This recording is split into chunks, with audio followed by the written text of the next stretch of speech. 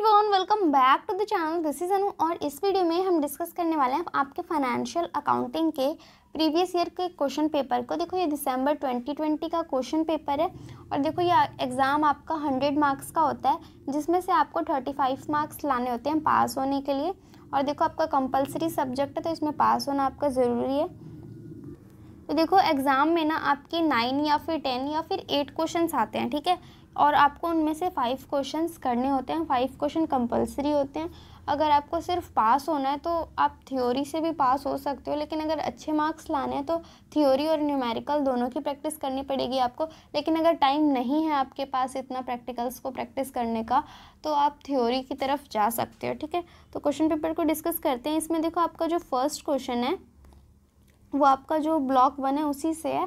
What are the qualitative characteristics of accounting information briefly explain. एक accounting information के क्या qualitative characteristics होते हैं उसको आपको एक्सप्लेन करना है। इसका वीडियो मैंने डाल रखा है चैनल पे ऑलरेडी, आई बटन पे मैं लिंक दे रही हूँ, वहाँ से जाके देख सकते हो। देखो आपका जो फर्स्ट क्वेश्चन है ये 2 पार्ट्स में डिवाइडेड है, part A part B. Part A आपका 6 मार्क्स का है, जो कि यही है अकाउंटिंग इन्फॉर्मेशन के क्या क्वालिटेटिव कैरेक्टरिस्टिक्स होते हैं, ठीक है। और पार्ट बी में आपका पूछा गया है कि what do you mean by principle of double entry. Double entry system से आप क्या समझते हो। डबल एंट्री सिस्टम आप लोगों को पता ही है कि कोई भी ट्रांजैक्शंस के 2 जगह इम्पैक्ट होते हैं, या तो वो डेबिट होती है एक जगह, दूसरी जगह क्रेडिट होती है, ठीक है। तो इसी को आपको एग्जांपल्स देके आप जनरल एंट्री पास कर सकते हो 2-3, और उसी को मतलब एग्जांपल की तरह एक्सप्लेन कर सकते हो। ये क्वेश्चन भी मैंने करवा रखा है, आप वीडियो चैनल पे देख सकते हो, ठीक है। इसमें एक और पॉइंट ऐड किया गया है जो कि पूछा गया, also explain the accounting equation with examples. Accounting equation भी आपने पहले से ही कर रखा है 11th क्लास में, आपको अच्छे से पता है। इसका भी एक एग्जाम्पल दे के आप इसको एक्सप्लेन कर देना, ठीक है। अब आता है आपका सेकेंड क्वेश्चन, ठीक है, जो कि है आपका ट्रायल बैलेंस और रेक्टिफिकेशन ऑफ एरर्स वाली यूनिट से। देखो इसमें आपको आइडेंटिफाई करना होता है कि मतलब ट्रांजैक्शन में क्या गलत ट्रांजैक्शन आपने रिकॉर्ड कर दी गई है, और फिर उस ट्रांजैक्शन को आपको सही से उसकी जर्नल एंट्री पास करनी होती है, जो उसकी करेक्ट एंट्री होएगी, ठीक है। तो ये आपका सेकंड क्वेश्चन न्यूमेरिकल है, ज़्यादा मुश्किल नहीं है, ये भी बहुत ईजी क्वेश्चन है, आप प्रैक्टिस कर सकते हो अगर आपको जर्नल एंट्री आती है तो, ठीक है। अब थर्ड क्वेश्चन आता है आपका डेप्रिसिएशन वाली यूनिट से। देखो डेप्रिसिएशन वाली यूनिट के भी मैंने क्वेश्चन डिस्कस कर रखे हैं वीडियो में, उसका लिंक मैं दे रही हूँ डिस्क्रिप्शन में, आप वहाँ से जाके देख लेना। देखो इसमें डेप्रिसिएशन यूनिट से ना आपका न्यूमेरिकल क्वेश्चन बहुत कम ही बनता है, ज़्यादातर थ्योरी पूछा जाता है। तो आप इसमें से थ्योरी कर सकते हो कि डेप्रिसिएशन क्या होता है, डेप्रिसिएशन कैलकुलेट करने के कौन कौन से मेथड्स होते हैं। देखो वैसे 8 मेथड्स होते हैं, लेकिन आपके सिलेबस में सिर्फ 2 ही मेथड्स हैं, तो आपको उन्हीं 2 मेथड्स को करना है। एक है आपका SLM मेथड, दूसरा है आपका WDB। तो ये दोनों कैसे इनसे डेप्रिसिएशन कैलकुलेट होता है, इनके क्या मेरिट्स होते हैं, क्या डीमेरिट्स होते हैं, बस इसी को आपको एक्सप्लेन करना है। ये थर्ड क्वेश्चन भी यही पूछ रहा है कि define depreciation, what factors should be considered for determining the amount of depreciation, explain the merits and demerits of write down value method। देखो राइट डाउन वैल्यू मेथड के मेरिट्स और डीमेरिट्स पूछ रहा है, डेप्रिसिएशन की मीनिंग पूछ रहा है, और डेप्रिसिएशन को कैलकुलेट करते टाइम कौन कौन से फैक्टर्स को आपको कंसिडर करना होता है वो पूछ रहा है। ये देखो बुक का ही क्वेश्चन है। एक चीज़ और कि अगर आपने इग्नू का स्टडी मटेरियल ले रखा है तो आप उसको एक बार ज़रूर रीड करके जाना, क्योंकि कई बार उस स्टडी मटेरियल के एग्जैक्ट क्वेश्चंस एग्जाम में आ जाते हैं, तो एक बार रीड कर लेना। और अगर हार्ड कॉपी नहीं है तो कोई बात नहीं, आप वेबसाइट से सॉफ्ट कॉपी डाउनलोड करके उसको एक बार रीड ज़रूर करना। बहुत इजी लैंग्वेज में और सिंपल लैंग्वेज में लिखा हुआ है उसमें सब कुछ, और उसमें से क्वेश्चंस मोस्टली आ जाते हैं एग्जाम में, ठीक है। अब देखो आपका आता है फोर्थ क्वेश्चन, जो कि आपका हायर परचेज की यूनिट से। देखो इस यूनिट से क्वेश्चन आता ही है, कभी न्यूमेरिकल भी आ जाता है, कभी आपका थ्योरी भी आ जाता है। तो देखो यहाँ पे अभी आपका थ्योरी क्वेश्चन पूछा गया है कि what are the characteristics of hire purchase agreement, discuss the rights of hirer under hire purchase agreement, describe the difference between the accounting treatment under the hire purchase system and installment payment system. Hire purchase agreement के क्या characteristics होते हैं, एक higher के क्या rights होते हैं, ये भी देखो आपका बुक का ही क्वेश्चन है। बुक में ये एग्जैक्ट क्वेश्चन दे रखा है आपका जो इग्नू का स्टडी मटेरियल है उसमें, ठीक है। और हायर परचेज सिस्टम और इंस्टॉलमेंट पेमेंट सिस्टम में क्या डिफरेंस होता है, देखो ये वाला क्वेश्चन अभी मैंने नहीं करवाया है। अगर चाहते हो कि मैं इस क्वेश्चन पे वीडियो बनाऊं तो कमेंट सेक्शन में मुझे ज़रूर बताना, ठीक है।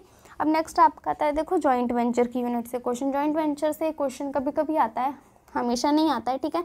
तो इस बार भी यहाँ पे देखो थ्योरी क्वेश्चन पूछा गया है। Joint venture is a temporary partnership, comment and explain how does it differ from the partnership and consignment. देखो एक क्वेश्चन ये भी एग्जाम्स में मोस्टली आता है आपका, ठीक है।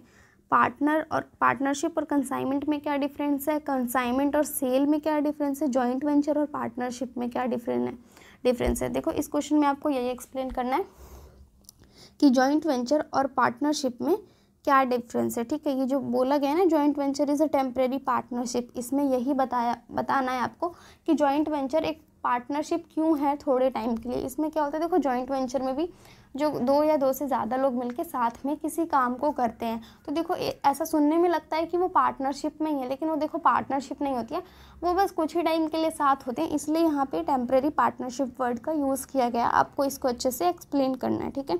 अब नेक्स्ट क्वेश्चन आता है आपका ब्रांच अकाउंट से। ब्रांच अकाउंट से आपका न्यूमेरिकल क्वेश्चन कम ही आता है, ज़्यादातर इससे थ्योरी का क्वेश्चन ही बनता है। देखो यहाँ पे भी थ्योरी का ही क्वेश्चन है, जिसमें पूछा गया how are branch balances incorporated in head office books at the end of the accounting year and how do you deal with purchase and depreciation of branch fixed assets whose accounts are maintain at the head office level.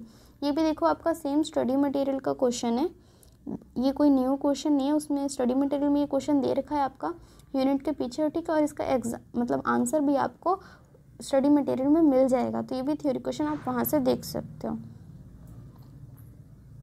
Next आपका question है computerised accounting का। देखो इसमें से 2-3 questions बनते हैं, जैसे कि टैली क्या होता है, टैली के कंपोनेंट्स क्या होते हैं, अकाउंटिंग कौन कौन से सॉफ्टवेयर्स होते हैं जो हम यूज़ करते हैं, ठीक है। तो ये वाला क्वेश्चन आपका थ्योरी का ही है, इसमें से थ्योरी का ही क्वेश्चन आता है, न्यूमेरिकल पोर्शन नहीं है। इसमें वाउचर्स क्या होते हैं, कितने टाइप के वाउचर्स होते हैं, वो भी आ जाता है कई बार। तो देखो 7th क्वेश्चन है आपका define computerised accounting system, distinguish between manual and computerised accounting system, explain the considerations which are required to be keeped in mind while choosing accounting software. Accounting software के बारे में पूछा गया कि अकाउंटिंग सॉफ्टवेयर जब हम चूज़ करते हैं तो उस टाइम पे हमें कौन सी बातें हैं जो ध्यान रखनी होती हैं, ठीक है। और कंप्यूटराइज्ड अकाउंटिंग को डिफाइन करने के लिए बोला गया, और मैनुअल अकाउंटिंग और कंप्यूटराइज्ड अकाउंटिंग में क्या डिफरेंस होता है वो पूछा गया, ठीक है। अब नेक्स्ट क्वेश्चन आता है आपका कंसाइनमेंट वाले यूनिट से। देखो कंसाइनमेंट से मोस्टली न्यूमेरिकल क्वेश्चन बनता है, ठीक है। तो ये वाला क्वेश्चन भी आपका न्यूमेरिकल क्वेश्चन है, आपको इसको सॉल्व करना है। और कंसाइनमेंट अकाउंट बनता है और कंसाइनी अकाउंट भी बनता है, इसमें बैंक अकाउंट बनता है, ठीक है। वो आपको बना के सारे मतलब जो अमाउंट है उसमें फिल करना है, ठीक है। अब नेक्स्ट आपका 9th क्वेश्चन जो लास्ट क्वेश्चन है, ये भी आपका देखो अकाउंटिंग प्रिंसिपल्स वाले यूनिट से क्वेश्चन है। इसमें 4 जो अकाउंटिंग कॉन्सेप्ट्स हैं उनके बारे में पूछा गया है, conservatism concept, consistency concept, full disclosure concept, materiality concept, ठीक है। इसका वीडियो मैंने बना रखा है, आई बटन पर मैं लिंक दे रही हूँ, वहाँ से जाके देख सकते हो आप। देखो तो ये थे आपके पूरे 9 क्वेश्चन, इनमें से आपको कोई से भी 5 क्वेश्चंस अटेम्प्ट करने, आपको जो भी क्वेश्चंस अच्छे से आते हो आप उन 5 क्वेश्चंस को अटेम्प्ट कर सकते हो, ठीक है। जो क्वेश्चन आपको पूरा आता है, बिल्कुल अच्छे से आता है, उसको पहले अटेम्प्ट करना, और जिस क्वेश्चन में आपको लगता है कि थोड़ा डाउट है, थोड़ा उसका कुछ आप स्टेप या फिर कुछ प्रोसेस उसका भूल रहे हो तो उसको बाद में अटेम्प्ट करना, लेकिन आपको 5 ही क्वेश्चंस अटेम्प्ट करने हैं, ठीक है। अगर आप चाहते हो कि मैं इनके आंसर्स आपको वीडियो में एक्सप्लेन करूँ तो आप मेरे को कमेंट सेक्शन में ज़रूर बताना, तो मैं नेक्स्ट वीडियो में ट्राई करूँगी आपको सारे आंसर्स ईजी लैंग्वेज में बिल्कुल एक्सप्लेन करने के लिए, ठीक है। और अगर आपको वीडियो अच्छा लगा हो तो वीडियो को लाइक ज़रूर करना, चैनल पे फर्स्ट टाइम आए हो तो चैनल को सब्सक्राइब ज़रूर करना।